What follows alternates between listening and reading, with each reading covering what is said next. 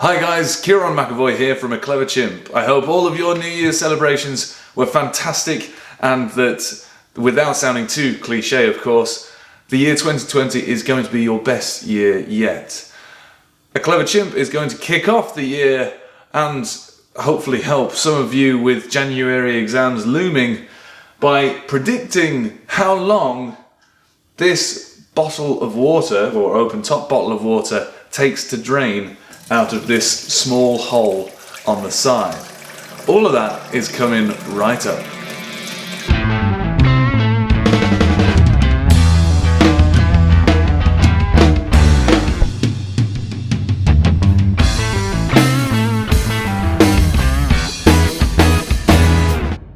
So let's jump in and start making a note of a few things here.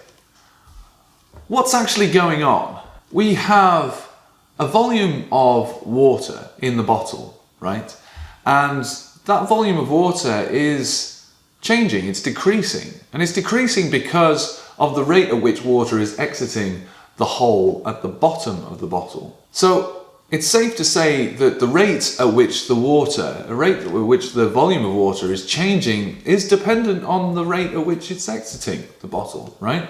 And we can write that in terms of mathematics by saying that the derivative of the water in the bottle, the volume of water in the bottle, which we can say is V, subscript W, right? And that's a function of time, because as we do the experiment, as we let go of the hole, the volume of water changes with time, right? So we can take the derivative of that volume with respect to time, and that is equal to the rate at which the water is leaving the bottle. Now, what else do we know about this? We know that the area of the bottle is constant. The area of the bottle is constant, the cross-sectional area of the bottle. I mean, I know it's plastic, so it's a little bit flimsy and all that, but you know, for the most part, we can assume that the cross-sectional area of the bottle is constant. We can also assume that the cross-sectional area, or the area of the jet hole, is constant as well. So if the cross-sectional area of the bottle is constant, then what about the volume is changing? We're saying that the volume is changing, but we've said that the cross-sectional area is constant. So if we were to work out the volume of water in the bottle, we would have to do the cross-sectional area of the bottle multiplied by the height at that time. So in that case, it's only the height that is changing that will then determine what the volume is. So we can rewrite this equation, we can rewrite it as the area, the cross-sectional area of the bottle multiplied by the rate at which the height is changing with respect to time, so the derivative of the height, which is a function of time, and that is equal to the negative of the rate at which the water is leaving the bottle. So what about this, the rate of which the water is leaving the bottle? What about that? So we know that the area of the hole is constant, and we want to know the volume flow rate, which is essentially what I've been saying, but it's the rate at which volume is leaving the vessel, is leaving the bottle. And to understand that, to understand what we need to be thinking about, imagine that you have a sausage extruder or an ice cream extruder that, you know, extrudes those cylindrical lollies or something like that, and you're pushing more stuff through faster. You're pushing it through faster, right? And because you're pushing it through faster per second, then the other end, what's going to pop out the other end, is going to have more volume per second, right? So that's exactly what's going on here. We have an area, this jet hole area, and if we multiply that area by the velocity of the water coming out, then we will get the volume flow rate of the water coming out, because we'll have the area multiplied by the velocity, which will give us the volume flow rate, which will be meters cubed per second. Now, we know that the area of this jet hole is constant, so the only part now to really think about is the velocity of the hole, the velocity of the water coming out the hole, right? Now, it involves a little bit of fluid mechanics, but we can think about, you know, have a little bit of ingenuity as to what's the driving factor here, basically. if I have the bottle, right? If I have the bottle and I've drilled the hole here and I've filled it up to the top, the jet of water that's going to come out of that, with the water being filled up to the top, is going to be, you know, reasonably large, right? But if I was to fill it up to the top again and, you know, cover this hole and drill a hole here, how fast do you think the water's going to be coming out of this one in comparison to this one? Will it come out faster or slower? Well, intuitively, I think most of us will think that it's going to come out slower because there's less water above the hole. You know, it's going to be coming out slower than it would do here. So it's definitely to do with the amount of water above the hole, but specifically, it's actually to do with the height of the water above the hole. And without going into the fluid mechanics of it, we can think about it in terms of conservation of energy, because essentially it's quite a simple system.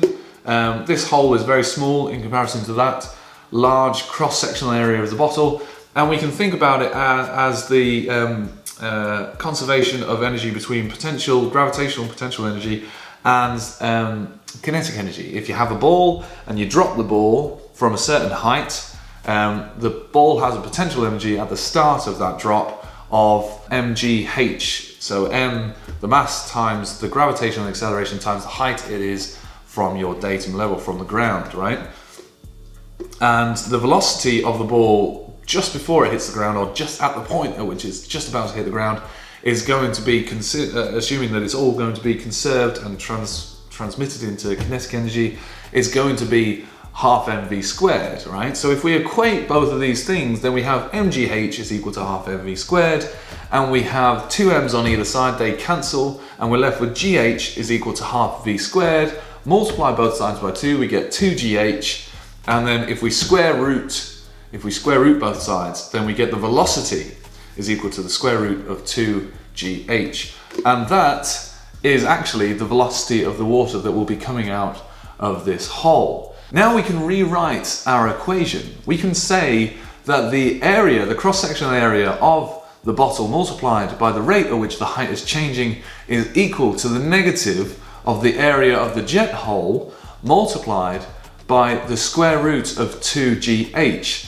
Of course, h in this case is the height as a function of time, okay?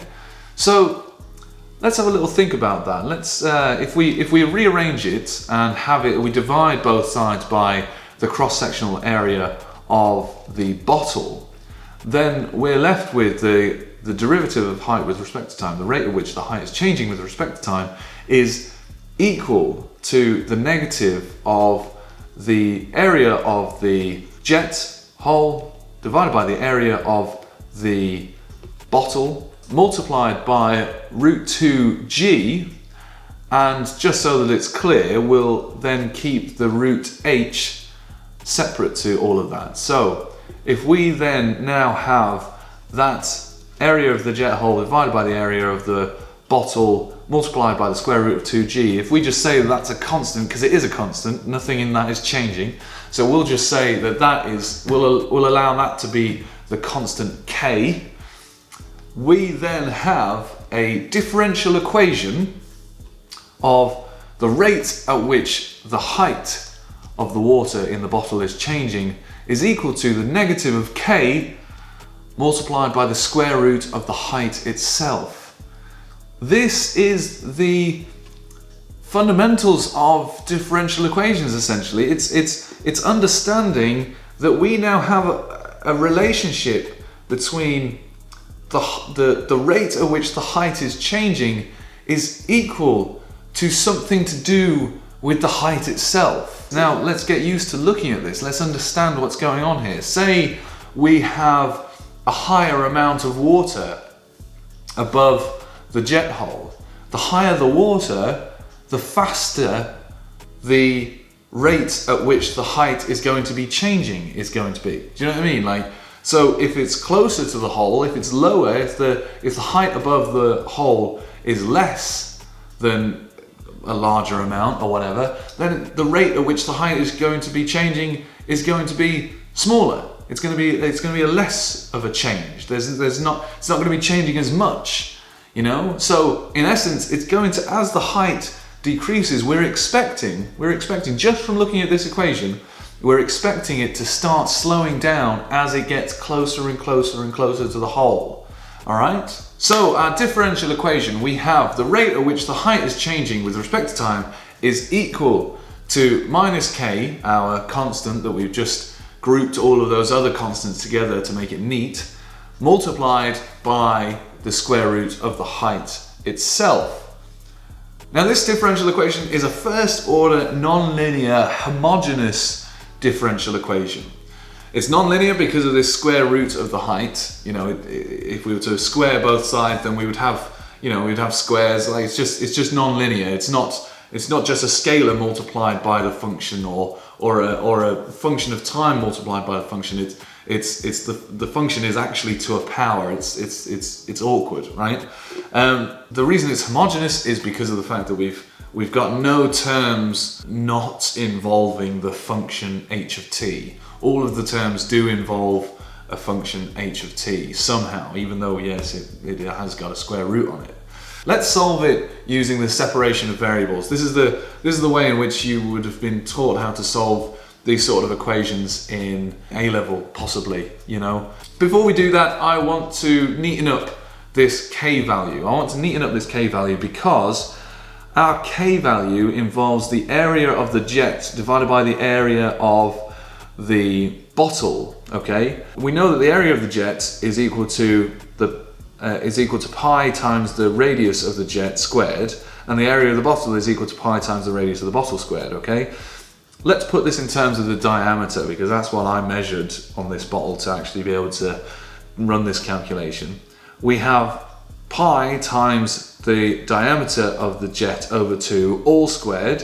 So if I was to rearrange that immediately, squaring both top and bottom of the fraction, we have pi over 4 multiplied by the diameter of the jet squared, and then for the area of the bottle, again, same situation, but we have pi over 4 multiplied by the diameter of the bottle squared. Now, because these are going to be both put over each other, so one over the other, the pi over 4s cancel, and what we're left with as our k value is the diameter of the jet squared over the diameter of the bottle squared multiplied by the square root of 2g. So let's get on to separating the variables. Let's multiply both sides by dt and we'll divide both sides by the square root of h. And that gives us 1 over the square root of h multiplied by dh is equal to minus k multiplied by dt. Now we have the h's on one side and the t's on the other. So we can actually integrate now. We can integrate the left side with respect to h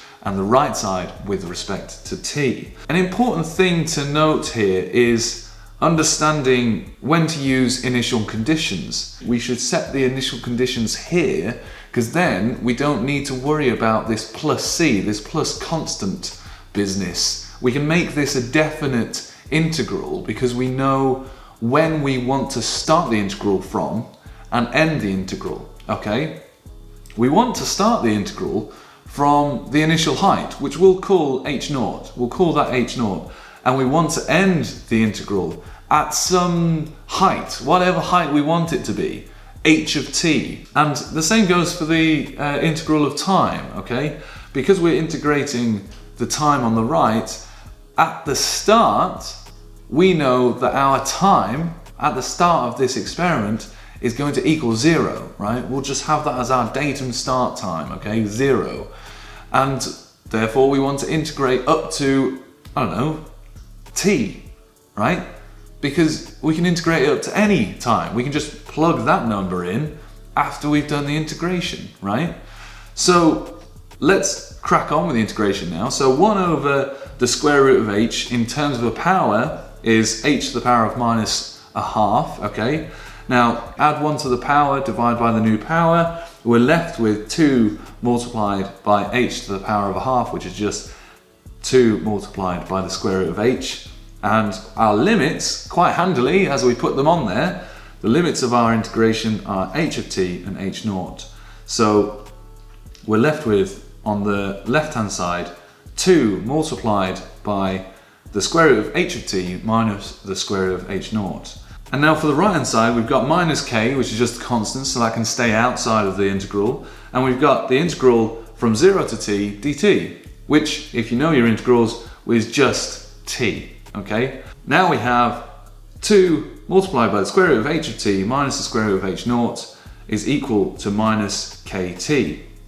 Now we can rearrange and we can do our bits and bobs. So if we divide both sides by 2 and bring the h naught over to the other side and then square, we have h of t is equal to square root of h naught minus half kt all squared, and that is our function of height.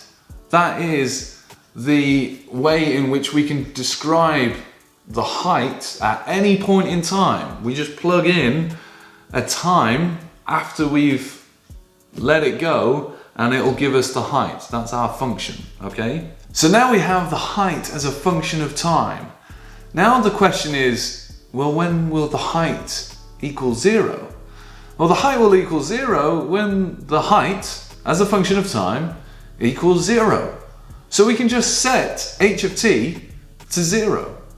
And by doing so, we can now rearrange to find t as the final time, the time when the height is equal to 0, and that will give us our length of time that we're expecting for this bottle to drain. We now have 0 is equal to all of this business squared, and if we square root that, then it's still 0, and we have 0 equals the square root of h naught minus half kt. If we bring the half kt over to the other side by adding to both sides half kt, then we have half kt is equal to the square root of h naught, multiply by 2 and divide by k, and we have t, as in the total time required for the water to drain out of the bottle is equal to 2 over k multiplied by the square root of h naught, the initial height. Now, bringing back in the stuff that we had put into this constant k, we have 2 multiplied by the diameter of the bottle squared on the numerator of this fraction, and in the denominator of the fraction we have the diameter of the jet squared multiplied by 2g, and all of that then is then multiplied by the square root of h naught, the initial height. Now, I measured the diameter of the bottle and I measured the diameter of the hole, both with a ruler, and I also measured the initial height as 188 millimeters. The diameter of the hole was diameter of the jet hole was 6 millimeters, and the diameter of the bottle was 100 millimeters. Now, I brought in some uncertainties into that, and I then got the result to be 54.4 seconds plus or minus 4.3 seconds. So if, when I measure this now, if I time it and it is within plus or minus 4.3 seconds of 54.4 seconds, then we can deem this calculation to be a success. So let's have a look at what it comes out to be. Okay, so before we do the experiment, I want to make you aware of something that I noticed when I did the experiment off camera. The surface tension around the hole, when the rate at which the water comes out gets that slow, so when the height of the water is that close to the hole, it actually stops any more water coming out of the hole, okay? So I've actually measured from the top of the hole to a mark that I made on the bottle at the top of the bottle. Okay, so when I see the water level get in line with the top of the hole, that's when I'm going to stop the stopwatch. So let's have a look and see how accurate, how close we were to the real life answer. So I've got the timer, 0, 0. Okay, so in 3, 2, 1.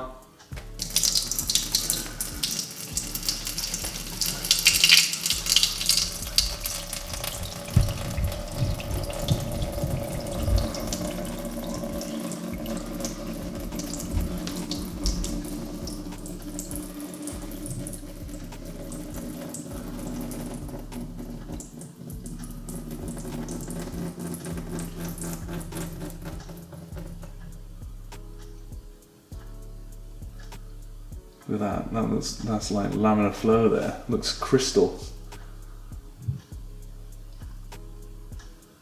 Remember, I'm going to the top of the hole.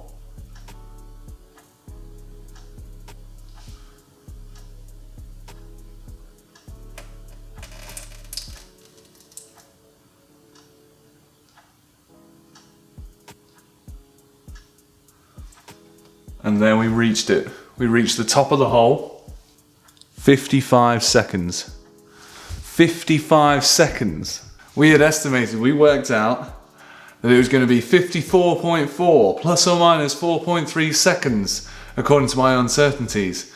And that's it. We've got 55.4 seconds. I mean, that's incredible, isn't it? I mean, you know, we did so well. You know, it works. It actually works.